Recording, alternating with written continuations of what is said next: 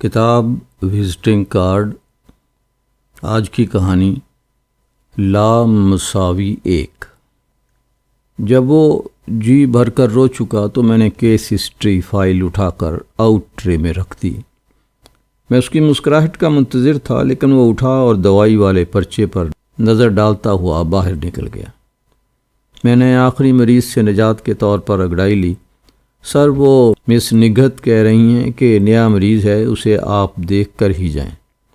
لیکن میرا تو کلینک ٹائم ختم ہو چکا. سر، وہ عجیب و غریب قسم کا مریض ہے اور مس نگہت گھبرا رہی ہیں. مس نگہت میری ساتھی سائیکالوجسٹ ہیں، بڑی زندہ دل اور ہر وقت مسکرانے والی لڑکی، اور بہت کم میں نے دیکھا ہے کہ وہ مریض کو دیکھنے سے انکار کریں، بلکہ وہ نئے مریض دیکھنے کو فوقیت دیتی ہیں.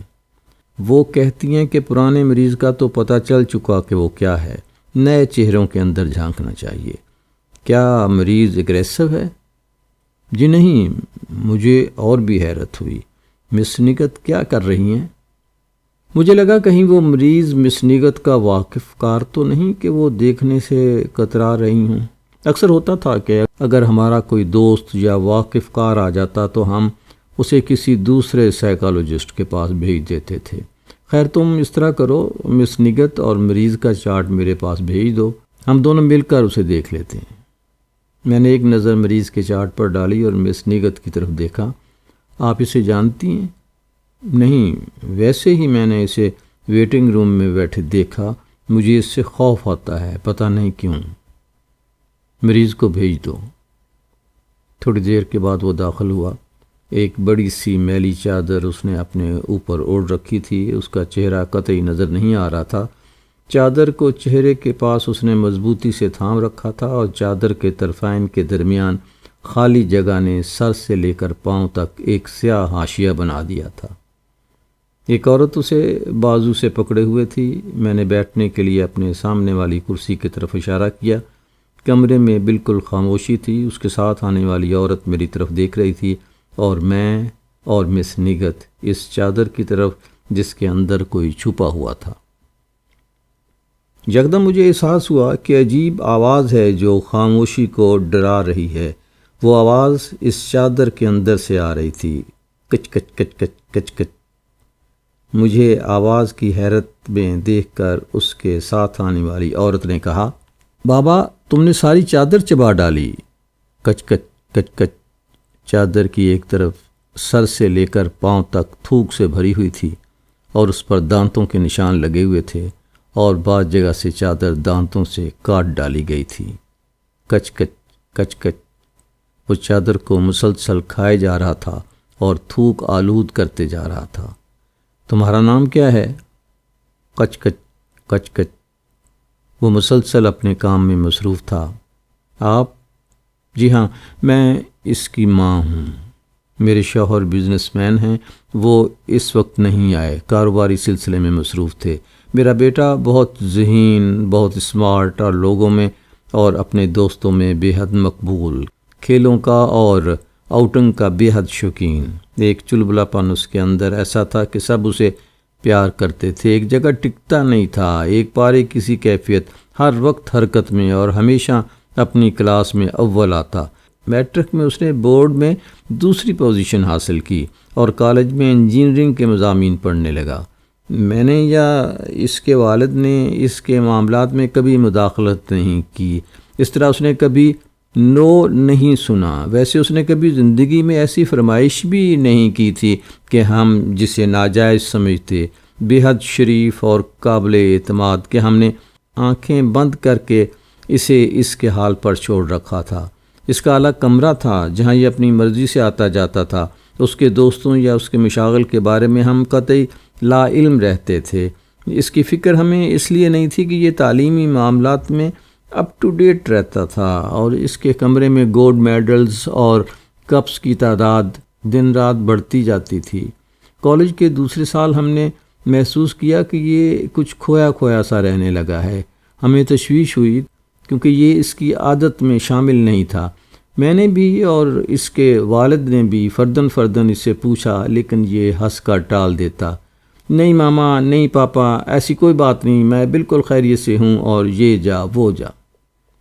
ہم نے اس کے دوستوں سے پتہ کیا، انہوں نے وہی جواب دیا کہ اب وہ ملنے سے گریز کرتا ہے، اکثر کھیل کے میدان اور لائبریری سے غیر حاضر رہتا ہے، تنہا بیٹھنا زیادہ پسند کرتا ہے اور ہمیں اس سلسلے میں کچھ نہیں بتاتا، اگر زیادہ اصرار کریں تو غصے میں آ جاتا ہے، اس لیے ہم نے پوچھنا ہی چھوڑ دیا۔ وہ دوست تھے، انہوں نے پوچھنا چھوڑ دیا، لیکن میں ماں تھی، میں تلاش میں رہی اور میں یہ نہیں چاہتی تھی کہ میرا بیٹا میرے سامنے کھڑا ہو جائے اور تلخ لہجے میں بات کرے۔ مجھے اس کے ایک دوست نے بتایا کہ یہ کسی لڑکی سے محبت کرتا ہے اور چھپ چھپ کر اسے خط لکھتا رہتا ہے، اور وہ تمام وقت جو پہلے کھیل کے میدان میں گزارتا تھا یا لائبریری میں بیٹھتا تھا، اب صرف خط لکھنے میں صرف کرتا ہے۔ میں نے اس کے کمرے کو اس کی عدم موجودگی میں دیکھا۔ اس کی میز پر جہاں کتابوں کے ڈھیر لگے ہوتے تھے، صرف رائٹنگ پیڈ، لفافے اور ٹکٹ پڑے تھے، کئی قسم کے رائٹنگ پیڈ، خوبصورت لفافے اور ڈاک ٹکٹ۔ میں نے اس سے بات کی، اس نے کہا میں ایک لڑکی سے محبت کرتا ہوں اور اس سے شادی کرنا چاہتا ہوں۔ بس صرف اتنی سی بات پر تم پریشان ہو؟ میں نے اس کے باپ سے مل کر اس کا خوب مذاق اڑایا اور اس دن یہ بہت ہنسا اور بہت خوش ہوا۔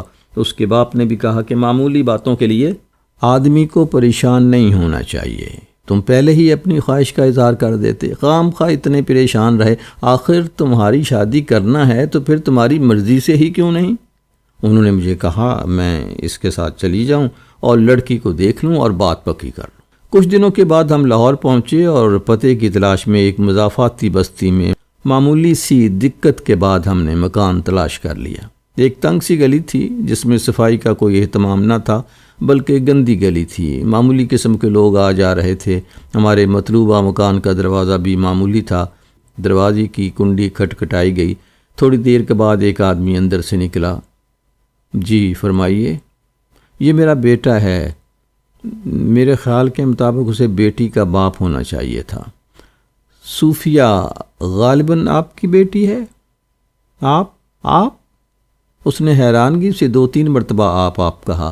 آپ یہ نام کیسے جانتے ہیں؟ وہ کچھ حیران تھا اور کچھ ڈرا ہوا۔ یہ میرا بیٹا ہے، اسے جانتا ہے اور وہ میرے بیٹے کو جانتی ہے، ہم شریف لوگ ہیں، آپ پریشان نہ ہوں، میں اپنے بیٹے کے لیے، لیکن کیا آپ ہمیں اندر آنے کو نہیں کہیں گے؟ اوہ معاف کیجیے گا، میں بھول ہی گیا، تشریف لائیے۔ وہ بالکل ویران گھر تھا۔ صحن میں پہنچ کر وہ پھر رک گیا۔ اس نے ہم دونوں کو دیکھا اور ایک کمرے میں لے گیا۔ پورے کمرے میں خطوں کے انبار لگے ہوئے تھے۔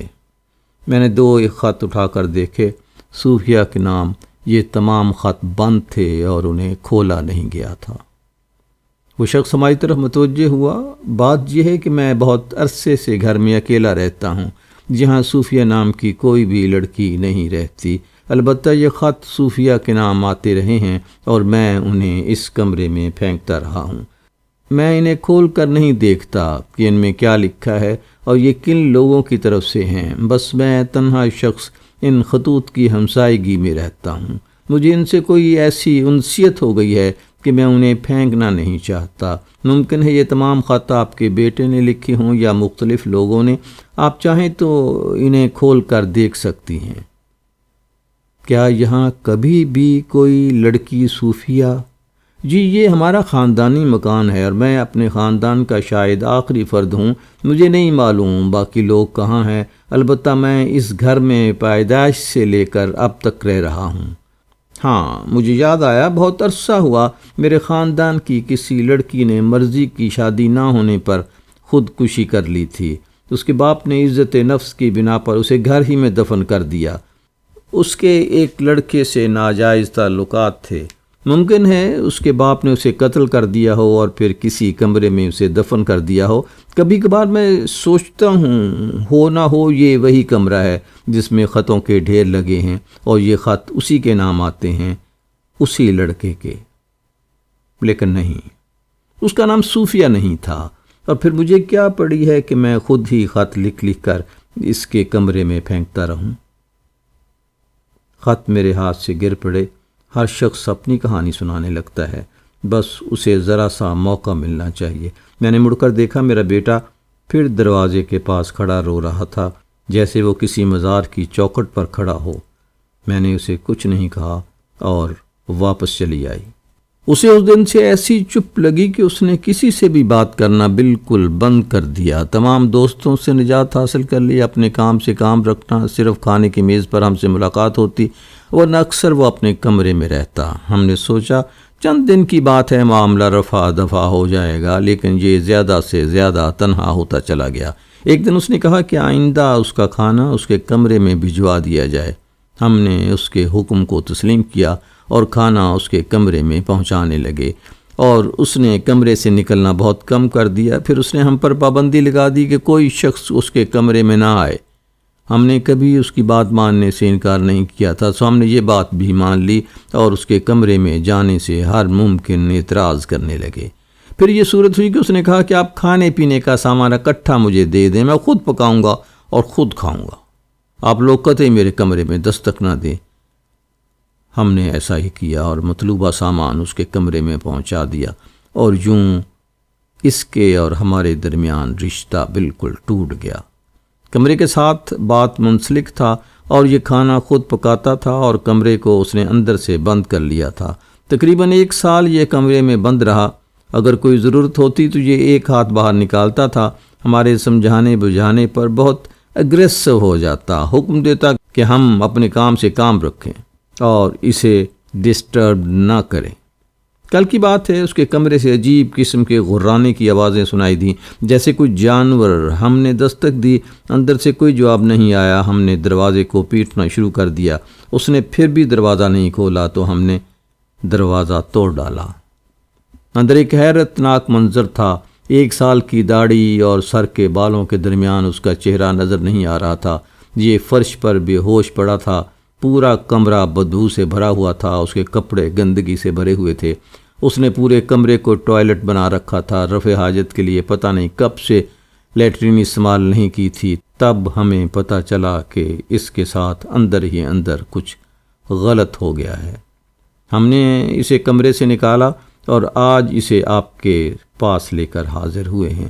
اسے کھانے پینے کا کوئی ہوش نہیں ہے، کوئی بات نہیں کرتا، یہ چادر اوڑے رکھتا ہے اور اسے چباتا رہتا ہے۔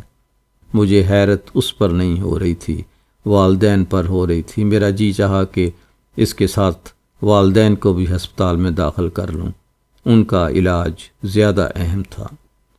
نبض اور بلڈ پریشر نوٹ کرنے کے بعد میں نے وارڈ بوائے کو بلایا اور اسے پہلی منزل کے تیسرے کمرے میں بھجوا دیا اور کیس ہسٹری سائیکیٹرک کو بھجوا دی۔ تھوڑی دیر بعد فائل واپس آ گئی۔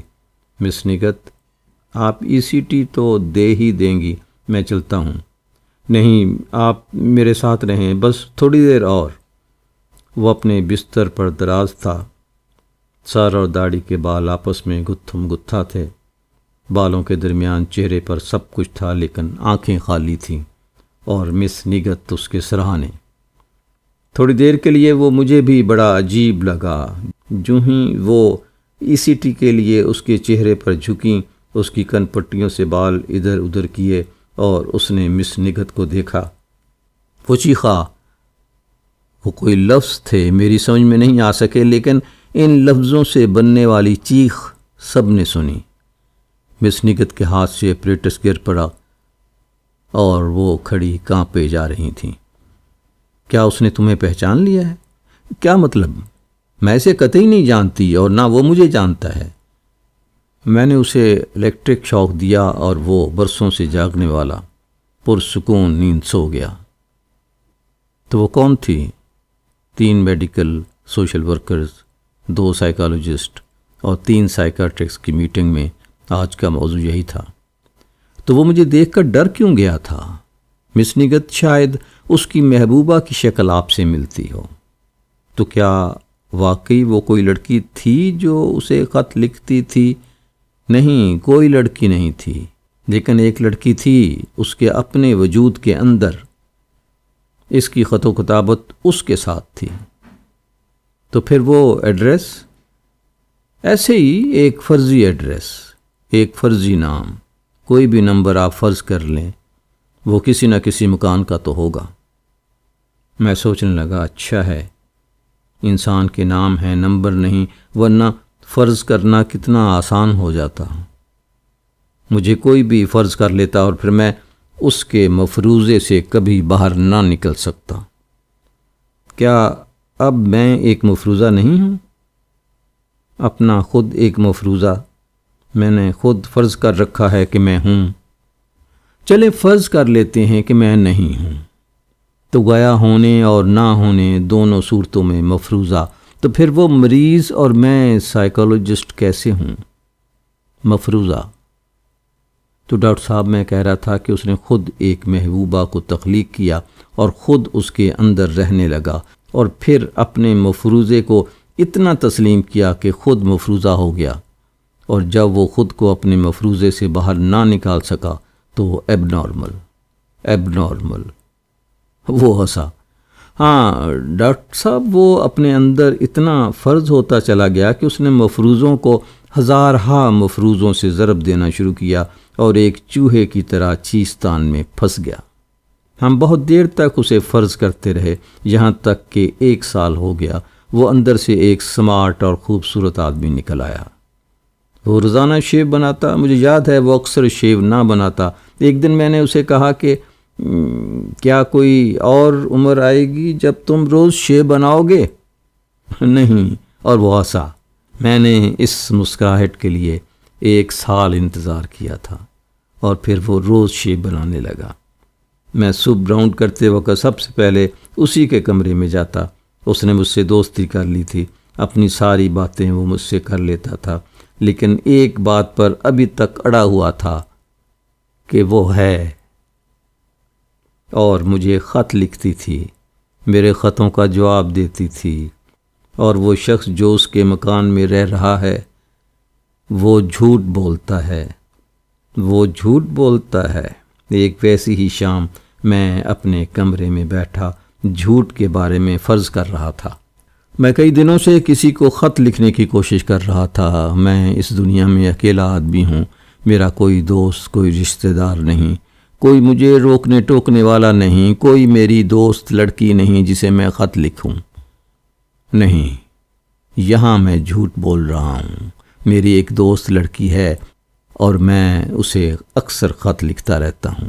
میں جو کئی دنوں سے کسی کو خط لکھنے کی کوشش کر رہا تھا، میں نے خط لکھنا شروع کیا۔ صوفیہ، ہمارے بچھڑاوے کو 1 سال ہو گیا۔ میں روزانہ تمہیں ایک خط لکھتا ہوں اور تم نے ایک خط کا بھی جواب نہیں دیا۔ کیا تمہارے گھر میں بھی وہ جھوٹا شخص رہتا ہے جو میرے خط تم تک پہنچنے نہیں دیتا، یا پھر تم صوفیہ؟